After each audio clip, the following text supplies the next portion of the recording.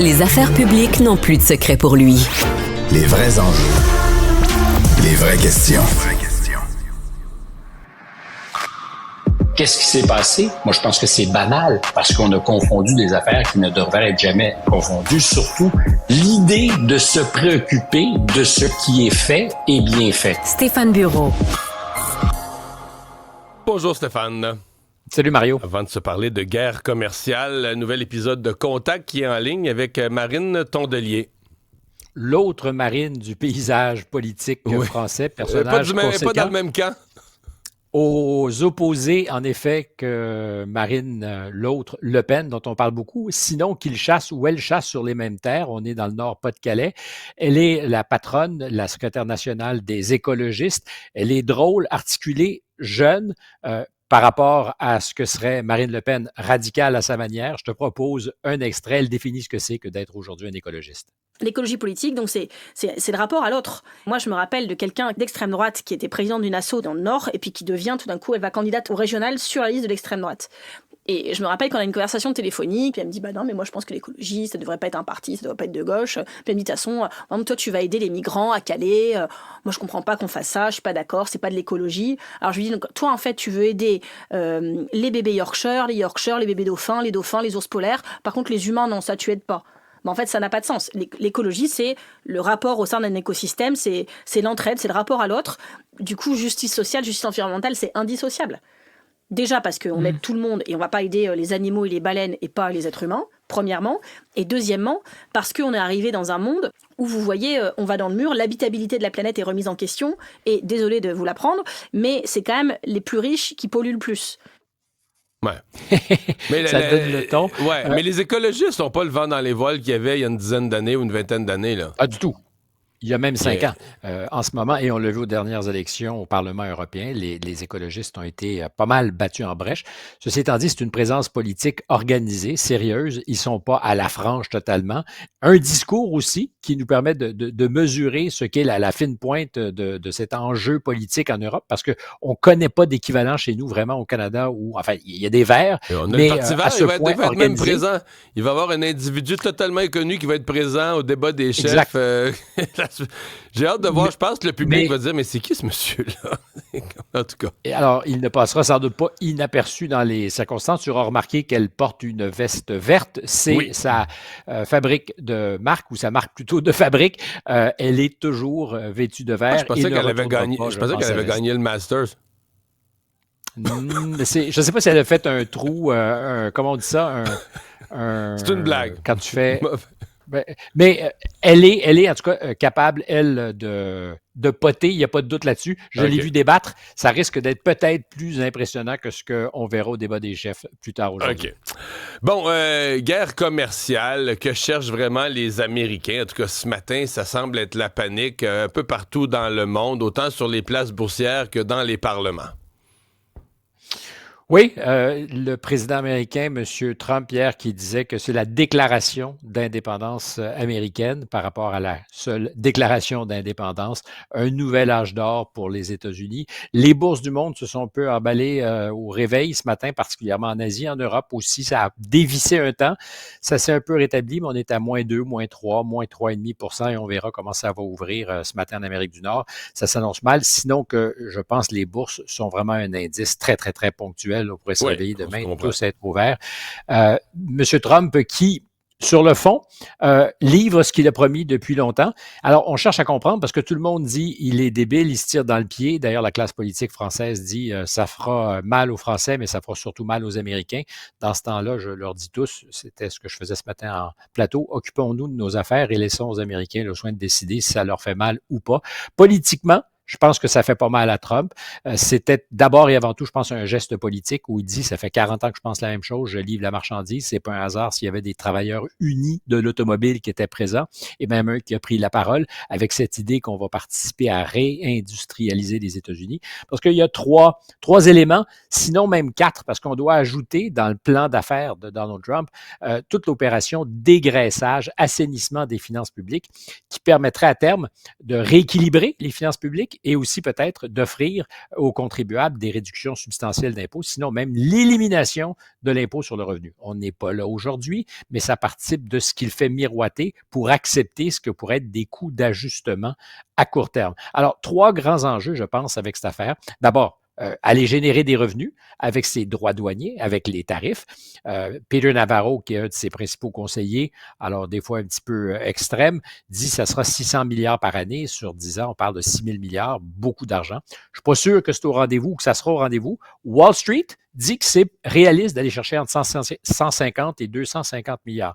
Deuxièmement, c'est une politique industrielle qui se dessine derrière ça, c'est-à-dire dire à tous ces interlocuteurs, si vous voulez vendre aux États-Unis, vous êtes mieux de vous installer aux États-Unis. Alors, dans la logique de cet aspect-là, on pense que ça créera des emplois, sinon que dans le monde de demain, parce que par le temps que seront construites ces nouvelles usines, il n'y aura pas beaucoup d'emplois manufacturiers, tout est beaucoup automatisé, alors tu as des emplois à plus haute valeur ajoutée, des gens qui travaillent sur les machines, mais fondamentalement, l'idée qu'on va réindustrialiser, mais aussi créer une nouvelle classe de travailleurs, je n'y crois pas tellement.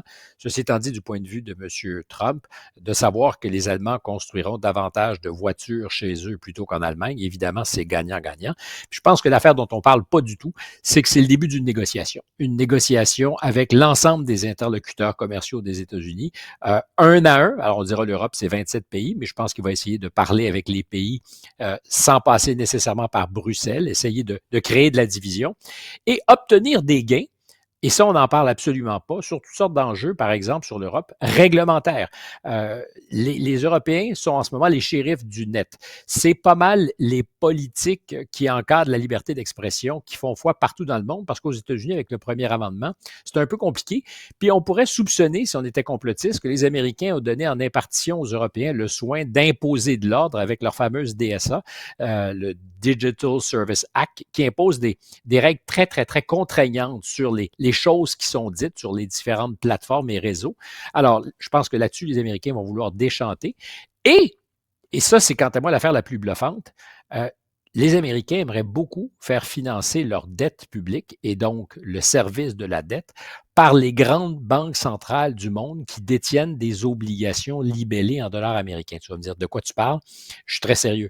Toutes les grandes réserves fédérales ou autres dans le monde ont du dollar américain, des obligations 10 ans, 30 ans, qui rapportent évidemment des taux d'intérêt selon le moment où ils l'achètent. Ça peut être 2 ça peut être 3, 5, que paient les Américains. Je pense que M. Trump va essayer de tordre le bras pour dire qu'une partie des réserves détenues en Europe et ailleurs dans le monde, au Japon, devraient être échangées contre des obligations 100 ans à 0 taux d'intérêt. Sinon, un très petit taux d'intérêt en disant le dollar américain vous sert, c'est une monnaie de réserve. Historiquement, on a permis de lubrifier les échanges commerciaux. Le prix à payer, c'est que vous allez transférer une partie de ce que vous détenez en obligation et qu'on vous paye à 2, 3, 4, 5 % en obligation à très long terme avec 0 rendement, je le rappelle, ou peu. Ce qui fait que du jour au lendemain, peut-être que la dette américaine coûterait beaucoup moins cher à financer. Alors, est-ce que c'est de la science-fiction économique?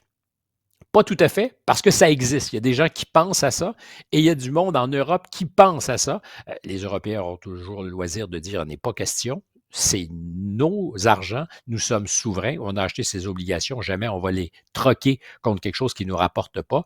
Mais il faut voir qu'on est à la table de négociation et qu'il a un gros bout du bâton. Et celui qui me confirmait que c'est tout à fait discuté, c'est l'ancien économiste en chef du Fonds monétaire international, professeur à Harvard, à MIT pendant de nombreuses années, pendant 40 ans, Olivier Blanchard, qui sera l'invité de Contact la semaine prochaine. J'ai enregistré avant-hier.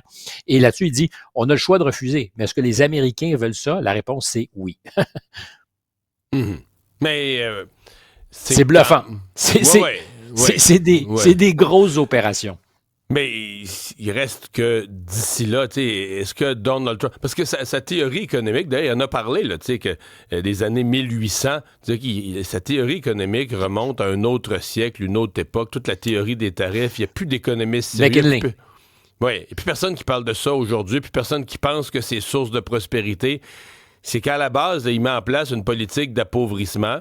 Je veux dire, est-ce qu'à moyen terme, il pourrait avoir des retombées positives aux États-Unis? À mon avis, il les surestime, mais à court terme, s'il crée une récession mondiale, s'il crée un bordel, je veux dire, ça va devenir l'histoire de son mandat. Là. Je veux dire, le long terme, souvent quand tu es en politique, même si à moyen ou long terme, il arrive certains bénéfices, puis dans son cas, je suis même pas sûr, mais mettons, et il risque de créer, puis à court terme, tout le monde va détester les États-Unis, la planète au complet à dos, une récession mondiale. Mettons les scénarios pessimistes où tout ça se met à débouler. Je veux dire, ça va devenir l'histoire de son mandat. Ça va devenir ce que les États-Unis et l'humanité vont retenir du mandat Trump. Là. Si c'est ce qui arrive, il y a un risque important. Là. Il y a un véritable risque. Il y en a un véritable. Ce matin, encore une fois, je partageais le plateau avec beaucoup de gens qui sont dotés, qui sont brillants, et tout le monde était un peu à la catastrophe. C'est la fin de la mondialisation, c'est la fin du libre commerce, c'est la fin. Je dis calmez-vous, s'il vous plaît. Je crois pas. D'abord, on a compris une chose, c'est que pour le Canada, et le Mexique, il y a quelque chose comme une entente de libre-échange qui est respectée. Mutandis, est respectée. Non, mais c'est beaucoup. Donc, l'idée que la signature valait rien, on apprend que finalement, si c'est pas lui, quelqu'un il a fait valoir que ça serait intéressant de s'entendre à ce qui a été négocié. Donc, c'est pas de l'arbitraire total. À ce chapitre, je pense que le Canada au complet, en fait, ceux qui écoutaient la conférence de presse, on cherchait dans son tableau là, qui montrait, on cherchait le Canada, puis là, au début, le lutrin cachait tout le bas du tableau. On disait, ouais, le Canada doit être dans le bas de la liste. Puis... Dans le bas. Mais finalement, le Canada n'est pas là du tout, le Mexique non plus, là. Ça dit quelque chose aussi de ce qui s'est passé hier. Je ne sais pas ce que tu en as pensé, mais c'était boboche. Non, mais c'était un Monsieur spectacle Trump atroce. a le sens du show. Monsieur Trump a le sens du show. Hier, je pense qu'il a manqué de discernement, de jugement. C'était trop long. C'était pas passionnant. Son espèce de tableau boboche, c'était tout sauf impressionnant. Tu cherchais à distance à déchiffrer. C'est comme si son sens du timing, parce que je lui en donne un sens du timing et du showmanship, lui a légèrement échappé. Et on voyait d'ailleurs la foule réunie à la Roseraie qui semblait un peu s'ennuyer. Ça a été très long. Il y avait évidemment beaucoup d'attentes parce que tu dis, c'est le sort de l'économie mondiale. Et à aucun moment, tu as senti vraiment un climax. Ça s'est dégonflé comme une espèce de petite ballonne plate. Alors, ce qui compte, évidemment, c'est ce qui va rester derrière. Mais en termes de capacité à répétition, d'attirer l'attention, de saturer la zone média, je pense qu'elle va se réduisant parce que la patience, même de ses spectateurs les plus assidus, va commencer à s'émousser. Il nous reste une minute pour parler de cette nouvelle. C'est arrivé, moi j'étais en onde à LCN, là, c'est arrivé juste à midi moins 20, midi moins quart, Politico, média numérique aux États-Unis, qui couvre la politique, qui est quand même assez débrouillard à trouver des scoops parfois. Mais à la une, Elon Musk s'en irait. Là. Dans l'entourage de Donald Trump, on dit qu'Elon Musk s'en irait à court terme. Est-ce que c'était une fake news, une erreur? Est-ce que c'est vraiment quelque chose qui est prévu? Parce qu'hier, ça s'est pas confirmé dans le reste de la journée, là. Non, ça aurait été une très mauvaise journée pour le confirmer d'ailleurs, parce que ça aurait porté ombrage à ce qu'il voulait annoncer. Ça a été une bonne nouvelle pour les actionnaires de Tesla, qui dans un contexte où tout le monde était au rouge, ça a fait bondir l'action. Parce qu'on pense que le patron, s'il revient s'occuper de ses affaires, ça va être une bonne affaire. C'est arrivé exactement pour Tesla à l'époque qui s'occupait beaucoup de ce qui était Twitter, qui est devenu X, où on disait tu consacres trop d'énergie à quelque chose de marginal, il faut que tu reviennes t'occuper de Tesla. Puis quand il est revenu davantage aux affaires, ça a eu un impact sur le bottom line, pardonne l'expression. Alors, je pense que ça doit être fondé. Je pense que c'est fondé aussi dans un pacte officieux entre Trump et Musk. On peut penser qu'ils sont en chicane, j'en suis pas là, parce qu'il y a quelque chose qu'on a sous-estimé, c'est la capacité de M. Musk à rester au service du gouvernement, parce qu'il y a quand même quelque chose qui le lie. Pour avoir ses agréments de sécurité et tout ça, il y a un statut, et c'est un statut unique et particulier qui est de Special Government Employee, qui donne de la marge, même si tu n'es pas payé, pour gérer, disons, ce qui serait des conflits d'intérêts apparents. Tu n'es pas parfaitement un employé du gouvernement, on te donne un statut spécial. C'est justement pour se permettre au gouvernement fédéral d'user de l'intelligence et du talent de gens qui n'ont pas vocation à travailler toute leur vie pour le gouvernement, qui ne peuvent pas se débarrasser de leur business, mais qui vont venir ponctuellement donner un coup de pouce. Et ça, tu as le droit à 130 jours dans l'année. On a passé le cap des 100. Donc, la barre des 130 jours se dessine à l'horizon. Et moi, je crois qu'il va y avoir, comme avec les fusées de M. Musk, à un moment donné, un largage du propulseur et il devra ou faire un choix, se joindre à l'administration, à l'équipe de M. Trump, ou dans lequel cas, retourner faudrait à sa qu'il quitte business. mais dans lequel cas, il faudrait qu'il quitte Exactement, officiellement ses fonctions là, de PDG. Et à ce jour, ça lui a coûté 150 milliards de dollars que de se faire détester pour le travail qu'il fait bien ou mal, selon les points de vue. Il est peut-être, pour ses actionnaires et pour lui, bon de retourner s'occuper de tous ces autres moutons, puis il y en a pas mal. Si quelqu'un devait partir Mais de façon involontaire à court terme, je pense que c'est plutôt le conseiller à la sécurité nationale de M. Trump, Mike Waltz, qui est plus sur le bord de la porte qu'on ne le soupçonne. Pour des raisons oui. évidentes, il ne veut pas donner, lui, l'impression, Trump, que ça barde au sein de ses équipes. Il veut de la stabilité en apparence, mais je crois que son sort a été discuté. Et uniquement pour cette histoire de Signalgate il y a 10 jours, qui fait comprendre à tous, en tout cas, qu'il y avait des liens entre lui et Jeffrey Goldberg, un journaliste ennemi juré de Donald Trump. Je ne peux pas imaginer, vraiment, d'aucune manière, quoi qu'en dise M. Trump, que ça le rassure ou que ça l'ait rassuré. Je ferai le pari, moi, que discrètement, ça va se régler au cours des prochaines semaines, peut-être. On va le démissionner. Merci beaucoup, Ben, Stéphane. c'est pas fait, Ouais. mais c'est ma prédiction du jour. On la retient. Bye.